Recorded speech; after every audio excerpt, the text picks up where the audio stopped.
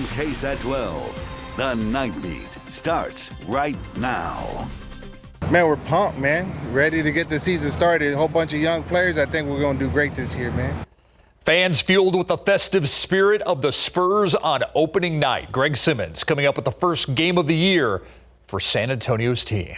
And with the head of CPS Energy stepping down, Mayor Ron Nierenberg talking about what he expects from the next leader of the utility. But first, the search is on tonight for a woman police say shot at a man tonight. That shooting taking place near the intersection of Roland and Pecan Valley. That's on the city's southeast side. That investigation then led to a residence nearby. Officers say a 47-year-old man shot in the right shoulder, taken to the hospital. Investigators believe the woman and the man may have been dating. New enhanced photos released tonight. One man stabbed in broad daylight while out for a morning walk. The suspect caught on surveillance video, but still on the loose tonight. Neighbors in that area say they are desperate to get the man that investigators believe is responsible for this off the streets. The night team's John Paul Barajas with tonight's top story. Neighborhood surveillance video shows a man walking down Hidden Terrace Street in the Laurel Mountain Ranch subdivision in far west Bexar County. He puts a bandana over his face, walks out of frame, and then comes running back in the direction he was coming from. The Bexar County Sheriff's Office says that man stabbed a guy who was out for a morning walk on Tuesday. We saw the actual shirt with blood and the crime scene tape and everything. I had to double take and look at it because I was in shock. I've been over in this complex since it opened, and there's never been anything. Everyone we spoke to who lives on that street shared the same sentiment. They're shocked and scared. Neighbors say people are always running up and down the street and they've never heard of any issues. Never would I imagine that there was an assault, which is what they're saying. Well, I'm nervous and concerned for my girls and my family. Amado Perez says they're now taking extra safety measures. Her husband's going to add security cameras. Her neighbor up the road, Denise Acuña, tells us they drove their son to the bus stop this morning, and her daily run will now be indoors. He's still on the loose. So, and my husband just bought me a treadmill because for the safety, you know. As for the victim, the people we spoke with didn't know him personally, but wish him well. The sheriff's office says he's still recovering, but is expected to be okay. And at this time, they don't know what the actual intentions or motives of the attack were.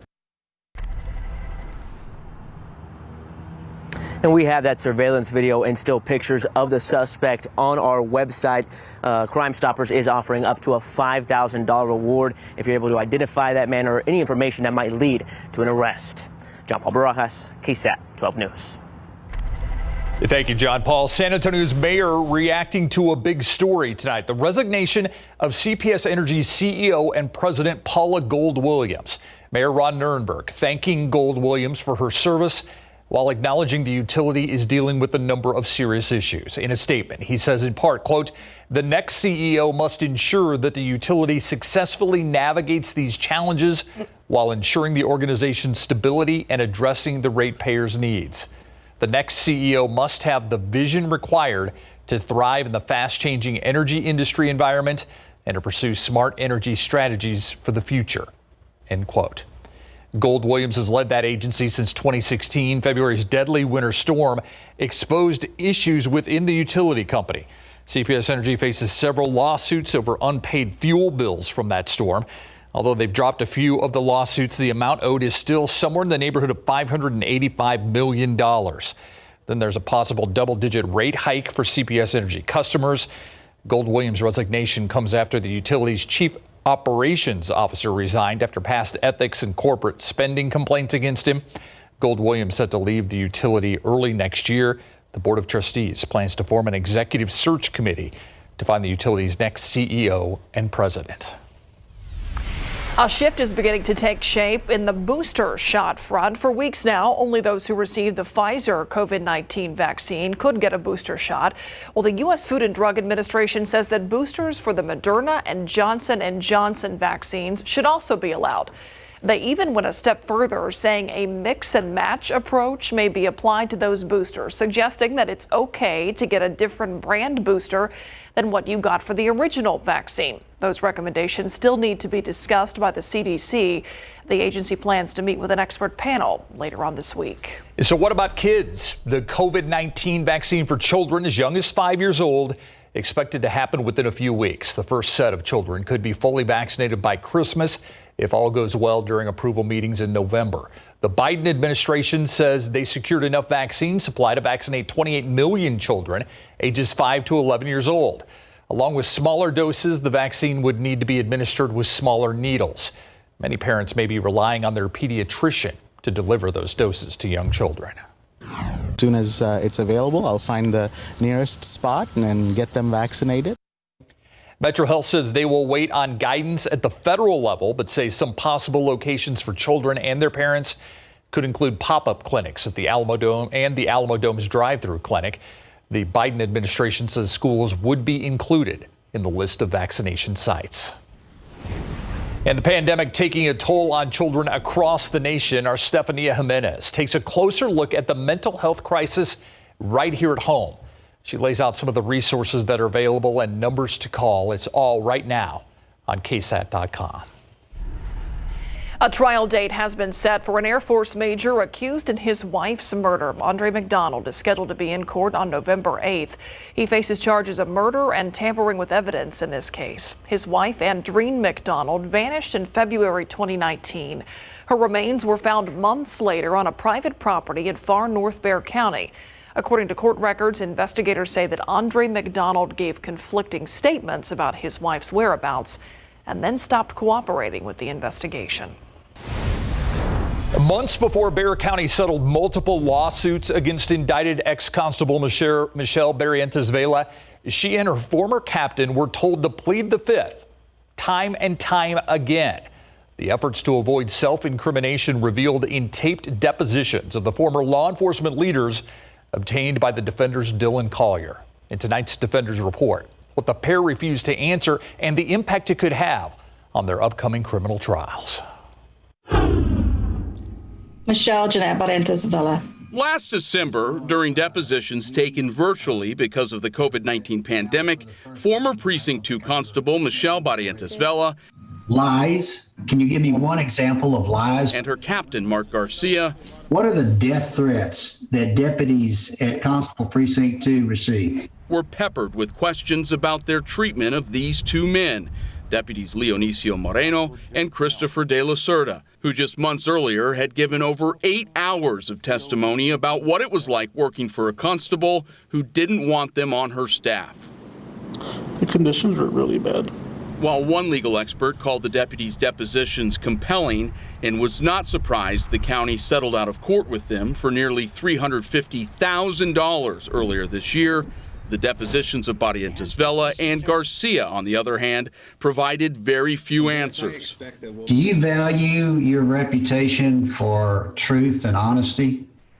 Objection. Absolutely. Mr. Garcia, please assert your privilege. Both declined to address most issues. On the advice of my lawyer, I invoke my constitutional right to remain silent. While Garcia answered general questions regarding his time at Precinct 2 before invoking his Fifth Amendment right when asked about allegations tied to his criminal case, Barrientos Vela pleaded the Fifth far more often. I assert the Fifth Amendment privilege. Invoking it 105 times in 44 minutes. In refusing to provide anything besides her name, educational background, and what she's up to currently. Barrientos Vela avoided questions 5 separate times about what happened in a Galveston hot tub, even though the incident during a 2017 work trip in which Moreno accused the constable of putting her arms around him and trying to caress him was the basis for the very lawsuit she was being deposed on. Did it make you mad that Leo Moreno rebuffed your sexual overtures? I'm going to assert my fifth. The Fifth Amendment is supposed to protect people from self-incrimination. Randy Burton, an attorney with nearly 40 years' experience, points out that Barrientos Vela and Garcia did not have to personally pay the settlements, so he agrees with their decision to plead the Fifth. This is coming out of the county coffers. And to my mind, and I think most people, the threat of going to the penitentiary for a long time, as well as paying some pretty substantial fines on the criminal side, is much greater because they're taking away your liberty. Mark Anthony Sanchez, Garcia's civil and criminal attorney, told us in a statement his client abided by the request for deposition, even though he hadn't been named in either of the two suits the proceedings were connected to. but that Sanchez stepped in once the questions veered off topic, telling us, quote, "It is unfair for anyone to use a civil sex discrimination lawsuit in a civil court as a tool to force Mark Garcia to defend himself against criminal charges in a separate criminal court, and I did not allow this to stand." Barrientos Vela and Garcia face a combined 9 criminal counts. Both have a tentative trial date of December 6th, although the judge in the case has previously said that the former constable will be tried first, meaning in all likelihood Garcia's trial will be pushed to 2022. For the defenders, Dylan Collier, KSAT 12 News. The Bexar County Jail set to get another visitor to review operations there. Bexar County Commissioner saying something needs to be done to keep costs down. Plus, most of the fans being here and everybody being here, the fans communicating with everybody, it's going to be really fun. And Spurs fans sharing their excitement as the Silver and Black kick off their opening night. Greg Simmons with the face-off against the Orlando Magic coming up. And new developments in the search for the missing fiancé of homicide victim Gabby Petito. What investigators are now examining after today's discovery. Next on the Nightbeat.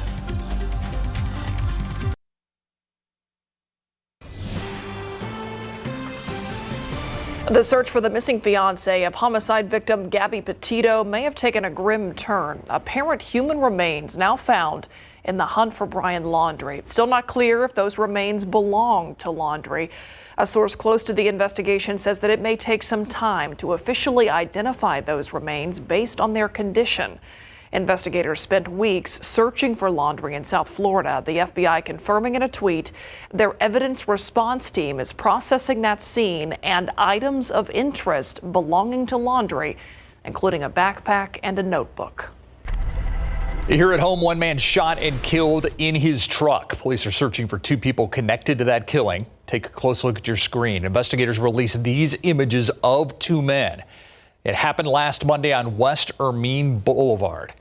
Officers say 2 people flagged Javier Mendoza down before someone opened fire, shooting Mendoza in his truck. That truck later crashing into a fence. If you can help in this case, call Crime Stoppers at 210-224-STOP. 2 consultants are coming to the Bexar County Jail to review operations there. Sheriff Javier Salazar recently announcing his pick for a jail consultant, Detain Incorporated. Bexar County commissioners say that they have been looking for a consultant since July, and they have a different pick. They selected American Correctional Consultants. The commissioner's pick will come at a cost of around $19,000 in taxpayer money from the General Revenue Fund. The goal of both consultants is to look at ways to improve jail operations, like cutting overtime to save some money, which according to Precinct 3 Commissioner Trish DeBerry has been up to $3 million per quarter. This has never been about one-upsmanship or political gamesmanship. This has been about how do we improve morale and culture of the jail, get a handle on staffing, and quit wasting taxpayer money. Commissioner DeBerry says their consultant has worked with jails in similar size to Bexar County's facility. During a Facebook Live event last week, Sheriff Salazar said the consultant that he chose worked in the Texas system before. The sheriff's office plans to pay for its consultant using the jail's asset forfeiture fund instead of tax dollars. Both consultants are expected to be done with their work by early next year. So there'll be dueling consultants. Studying the Bexar County Jail. Yes, with apparently the same mission. All right. Live look downtown, the Riverwalk. And, see some of the horse-drawn carriages getting ready to go out and about. 72 degrees. Not too bad of a night. Yeah, it's a nice night out there, Adam. It is. It's a pleasant night. Not a bad day today either. We do have some changes to talk about. Some increasing humidity as we head into the weekend. Temperatures will be above average for the foreseeable future here. And we do have the weather wild card to talk about. I know Steve and Myra were so excited about the wild card at 6 o'clock. We're going to get back into it. I don't know. He's going all over the place with this. Hand motions, yeah. Well, we're thinking big ads and promos, All right, so let's first start with our nice sunset this evening. Those high clouds that are streaming toward us as we look off to the west, those were actually the blow-off clouds from thunderstorms in Mexico. Obviously, we didn't get any showers or storms, but we got those blow-off clouds in the high altitude. 66 this morning and a high temperature of 83. which is 2 degrees above average, but a far cry of the record at 92. Looking at the temperatures right now, there's actually a cold front in North Texas. We've got temperatures in the 50s in the Panhandle, and even stretching up into the plains, we get down into the 30s. North Platte, for example, 35. Meanwhile, Amarillo 54, Lubbock at 56, and then we're in the 70s elsewhere, and even hanging on to 80 degrees in parts of our area. Laredo 80, 78 Del Rio, 78 Cotulla. That cold front is not going to make it here. It's going to stay well to our north, so just folks up in the Panhandle and along the Red River are going to see the cooler temperatures and less the drier air, the less humid air from that cold front. Here, we've got the mugginess, dew points well into the 60s, so we're feeling that mugginess, and it's going to rise a little bit more. I think you'll notice a little increase in that humidity toward the weekend and even into the early part of next week as those dew points hit that 70-degree mark where it gets to be a little more oppressive and just a lot sweatier and stickier outside. Hey, I mentioned those thunderstorms over the mountains of Mexico. There they were. They didn't even make it near the Rio Grande, but they did blow off those clouds that we saw earlier this evening and especially at sunset. Here's the big picture, and this is important for some of our friends out west. There's a series of big storm systems that'll be coming onshore from the Pacific, hitting the western United States. We already had this one, which is currently over Minnesota. That provided moisture to the west. Another one moving onshore, and a few more stacked up in the flow. Very drought-stricken in the western U.S. They're going to have a series of storms bringing them much-needed moisture. That's going to all stay north of us. This is our wild card, though, just south of Mexico. In the Pacific, we've got this cluster of thunderstorms we're watching that's likely to turn into the next tropical cyclone, maybe even a hurricane in the Pacific Basin. And then right now, if this does develop into something, it looks like it would veer north into Mexico, kind of like what Pamela did. And then that gives us the chance of having some leftover moisture from it and maybe some rain showers. Right now, there's not enough there to really boost our rain chances, so we've got 10% through the weekend, a few pop-up showers unrelated to that potential Pacific moisture. But by Tuesday, we give it a 20% chance. It's just something to watch in an otherwise very quiet weather pattern. But right now, not a big deal, just something to keep an eye on. And we like having a weather wild card in the forecast because keep changing things there and keep watching it. 66 in the morning tomorrow, 83 by the afternoon. That's around 10. We'll be closer to 90 degrees, Cotulla, Carrizo Springs, and Del Rio. Locally, Timberwood Park 83, Livonia 85, and Elmendorf a high of 85 tomorrow. Nearly 90 degrees, upper 80s near 90 by the weekend with the extra humidity. Some morning fog, but otherwise no huge changes coming our way just yet. Adam Caskey is the weather wild card. I like it. Just think about it. Every night. I like that nickname.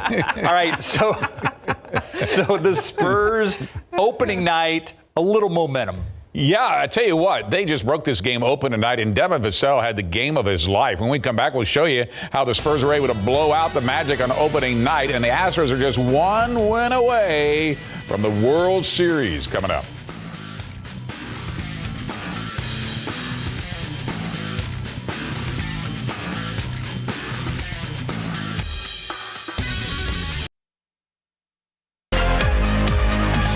Okay, here we go, Spurs fans. You heard us tell you this is a young Spurs team. Well, this is the youngest Spurs team Coach Pop has ever coached. The average is 25 years and 6 days old, but they were ready to face the Orlando Magic on an opening night. Spurs finished the first quarter with a flourish. New Spur Doug McDermott with back-to-back three-pointers gives the Spurs a nice 4-point edge. Then Drew Eubanks is there to slam it home. The Derek White miss. Spurs up 32-28 after one. Spurs start to pull away in the second. Lonnie Walker attacking the rim for the bucket. Spurs up double digits.